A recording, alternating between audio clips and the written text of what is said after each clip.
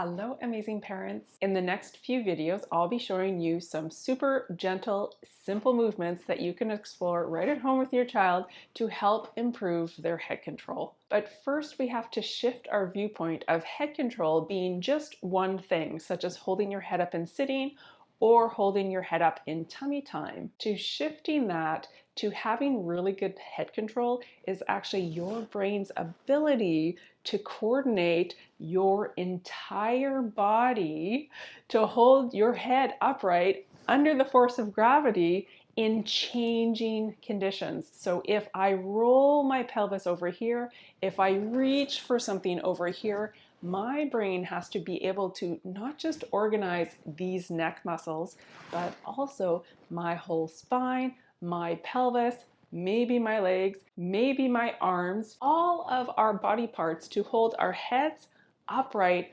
under the force of gravity. So improving head control isn't just doing one exercise over and over, and it isn't just placing your child in tummy time. For our brains to be able to hold our head upright under the force of gravity, it has to know how to organize our entire body. So I just want you to really shift your perspective of thinking of head control as just controlling these muscles here, as to thinking about head control as the brain's ability to organize the head over the spine, over the pelvis. So especially these three body parts, the pelvis, the spine, and the head, are connected.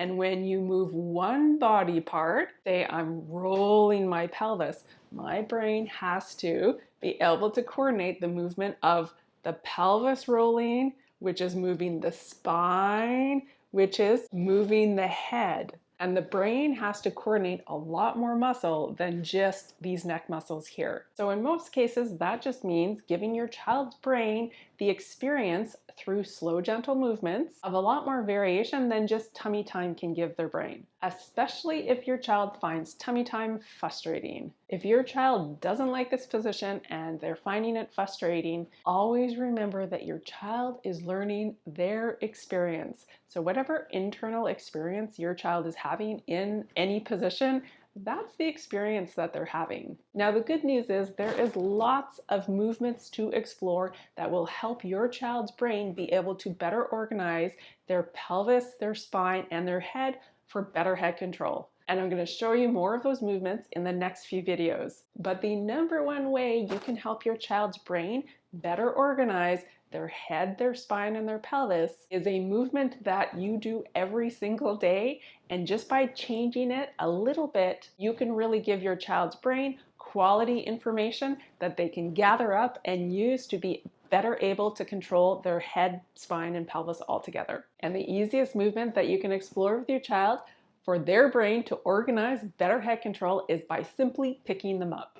Now, what you're not going to do, which I actually did this as a new mom to my daughter who has a rare genetic disorder, I thought I could help strengthen these neck muscles by pulling straight on her arms, straight up through the midline, up through the center, and I thought that was some sort of an exercise that would help her strengthen her neck muscles. Now, I'm not saying this isn't going to help strengthen the neck muscles or some core muscles, but I'm saying strengthen these muscles here is only a small piece of better head control. And something else to think about is this movement here, sitting straight up through the midline, is not a developmental milestone. No child naturally learns how to sit up straight through the midline. Why?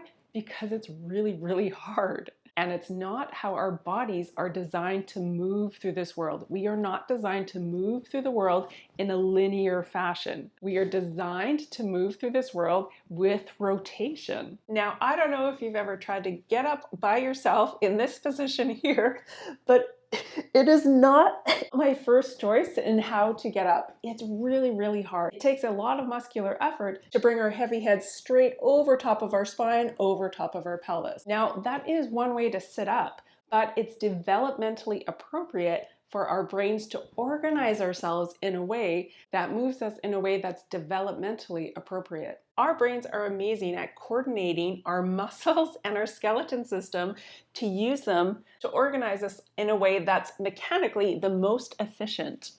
So rolling through your side, coming up into sitting, or some sort of variation of that, is the developmentally appropriate way to come up into sitting.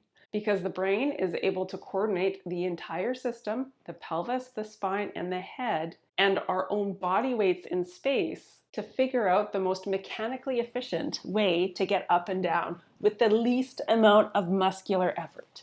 That's what our brains are designed to do, to move us forward in this world with the least amount of muscular effort. That is good movement. All right, so you can support your child's brain's natural development every time you simply pick your child up, while also helping their brains coordinate better head control. All right, so the next time you pick your child up, instead of going straight through the midline, start exploring what it looks like to roll through the side. So I'll show you what I like to do for the little ones. I like to slip one arm right underneath their neck here, so I'm supporting their head with my forearm here. And then I can use this hand here to support underneath the shoulder or even the ribs. It just depends on the dimensions of your child and your own arms. And then with my free hand, I like to have my hand on their hip here, their pelvis. And I like to think of the pelvis like a giant ball that you can roll in 3 dimensions. So I like to slow everything down and gently roll the child into me, keeping them nice and safe. You can talk to them, tell them what you're doing, make eye contact with them, say, hi, mommy's gonna pick you up now. We're just gonna gently roll you back and forth, being really supportive with them. So I'm not letting them kind of flop around. My arms are cradling them, keeping their nervous system really safe. And then you can roll them through their side, supporting their head on your arm if needed, tucking your hand underneath their bum and bringing them up into your arms. And then just do the reverse. Every time you place your child down, instead of putting them down straight down through the midline, take the 2 extra seconds it takes, slow yourself down. Think of different ways of how you can roll them through their side. So I'm going to kind of rock her down to the floor or the table, whatever you're working with.